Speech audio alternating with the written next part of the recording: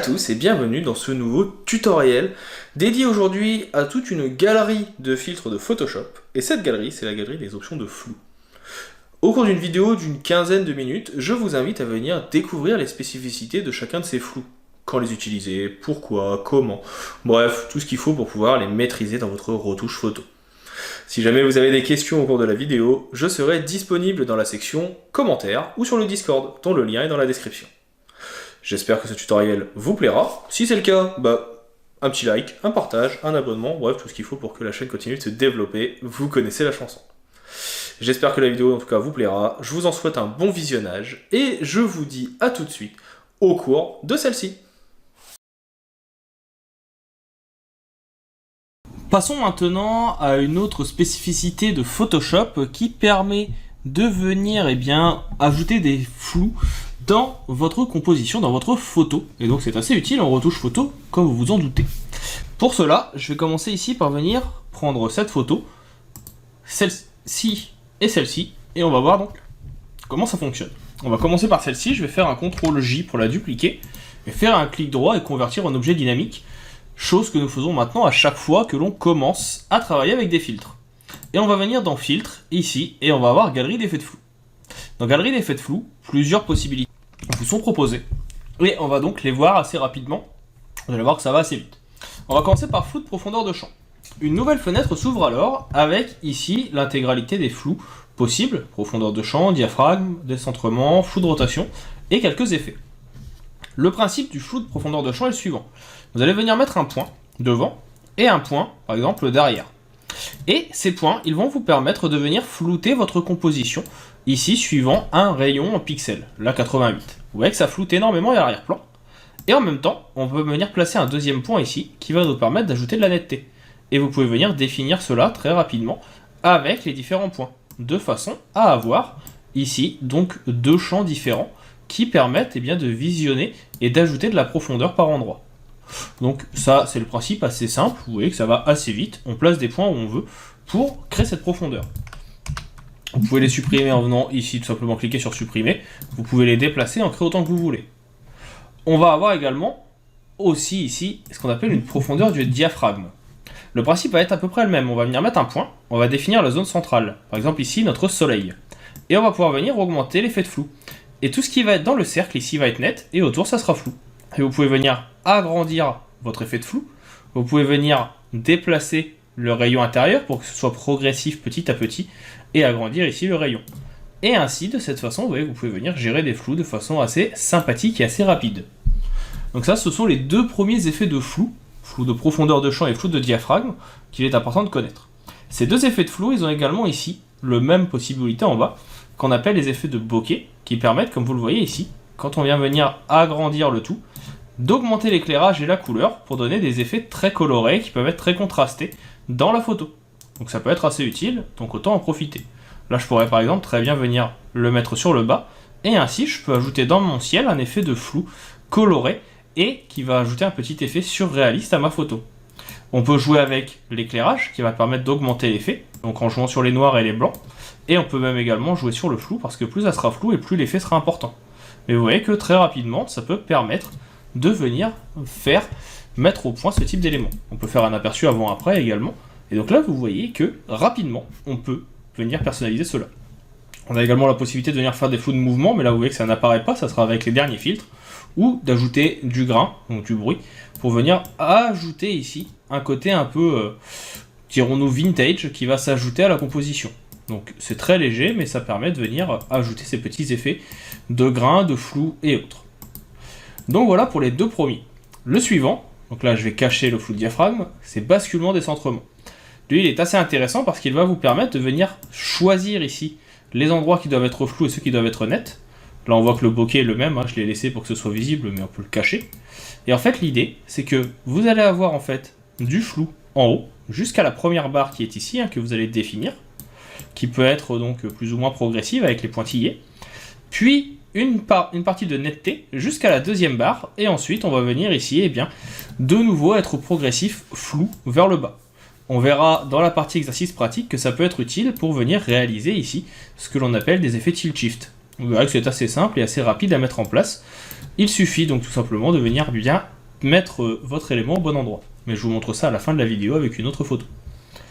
Donc ça, c'est pour les 3 premiers. Très simple à prendre en place. On peut venir jouer ici sur la distorsion, on peut jouer sur le flou, qui va donc augmenter l'effet. La distorsion, c'est aussi la possibilité, donc comme vous le voyez, de venir modifier la colorimétrie, enfin pas la colorimétrie, la gestion du flou. Je vais annuler ici, tout simplement parce qu'on en a fini avec cette photo. Je pense que vous avez compris le principe des 3 premiers flous. On va voir comment ça fonctionne, par exemple, ici. Donc là, on a cette photo. Je vais la dupliquer avec un CTRL J, comme on a déjà vu, et faire un clic droit. Convertir en objet dynamique. On a bien ici le petit logo. On est bien en objet dynamique. Tout va bien. On vient dans Filtre, Galerie d'effets de flou, et là, je vais venir dans Basculement, décentrement. Et là, je vais tout simplement venir, eh bien, vous voyez, réduire ma zone, en très petit, hein, pour me mettre ici, au premier plan, sur... Hop là, je suis trompé. Voilà, je peux sélectionner ce point. Ah bah alors...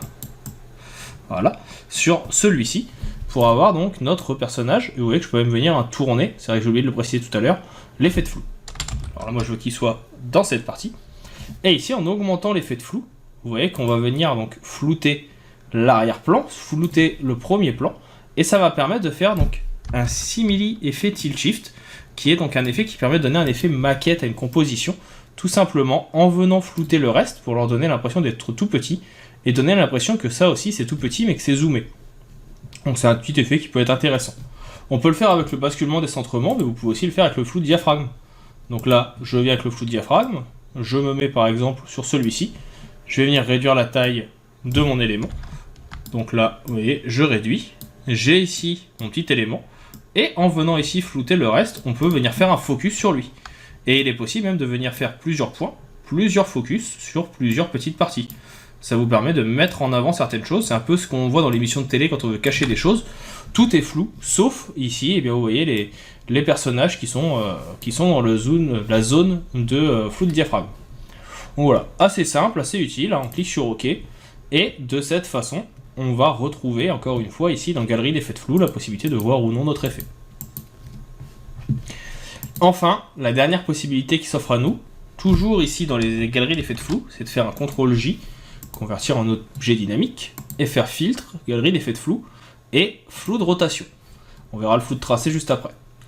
Le flou de rotation, il vous permet, comme vous le voyez ici, de venir et bien tout simplement créer une zone, là sur la roue par exemple, et de donner l'impression que celle-ci est en mouvement. Donc pour ça, on déplace, on vient placer ça sur la roue, on adapte, vous pouvez venir zoomer avec un CTRL plus ou un CTRL moins, suivant vos besoins, et ici, et bien ensuite, on peut augmenter l'effet de flou pour donner l'impression que notre voiture est en mouvement. Et vous voyez que ça se fait vraiment très rapidement. Et là maintenant, on va avoir ici effet de flou qui va permettre d'ajouter des effets de flash, qui vont faire que le mouvement va être plus rapide ou plus lent. On va pouvoir ajouter des flashs stroboscopiques qui vont permettre d'avoir plus d'effets pour avoir plus de vitesse, et bien sûr définir la vitesse du flash stroboscopique pour modifier l'élément. Ça, c'est pour les personnes qui sont vraiment poussées en photo et qui savent comment gérer des flashs, mais vous avez les informations ici.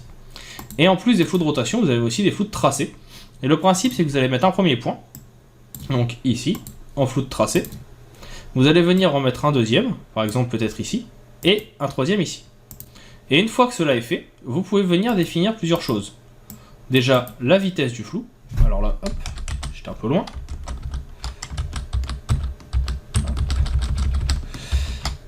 Toc. On va revenir en arrière. Celui-ci, j'en veux pas. Donc là, je le sélectionne. Et donc là, vous voyez que vous pouvez donner un effet de mouvement qui va suivre en fait ici la courbe que vous avez créée. Ça vous permet de donner un flou de profondeur. L'effilement, ça va être la définition de la vitesse vraiment effectif. Donc là, si j'ai un effilement à 0, vous voyez que ça va très vite. Un effilement beaucoup plus important, ça va être un petit peu plus lent. Et la vitesse, bien sûr, la vitesse de la voiture. Le flou va être centré, mais on peut définir qu'il ne l'est pas forcément. Ça va déformer votre photo. Et on peut également venir modifier les formes de flou au besoin, si on le souhaite.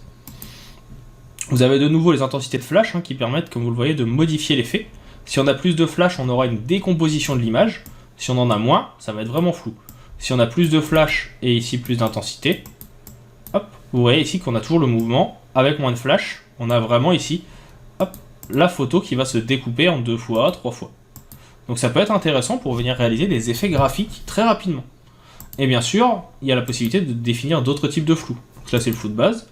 On a un effet avec des flashs à l'arrière qui permet de modifier, vous voyez, la composition et l'effet d'avancement. Donc ça c'est la galerie d'effets de flou de Photoshop. Si ça vous intéresse, j'ai fait une formation complète sur le sujet disponible sur le site tuto.com. En tout cas, ici, vous avez maintenant toutes les cartes en main pour les utiliser. On les réutilisera certainement dans les cas pratiques, comme vous le verrez, pour créer de la profondeur de champ entre notre premier plan et notre arrière-plan. On va passer maintenant à la prochaine vidéo avec l'utilisation des match color, qui sera la dernière vidéo vraiment théorique de ce tutoriel. Et ensuite, on attaquera une série d'exercices pratiques pour vous permettre de prendre en main le logiciel et de venir retoucher vos photos.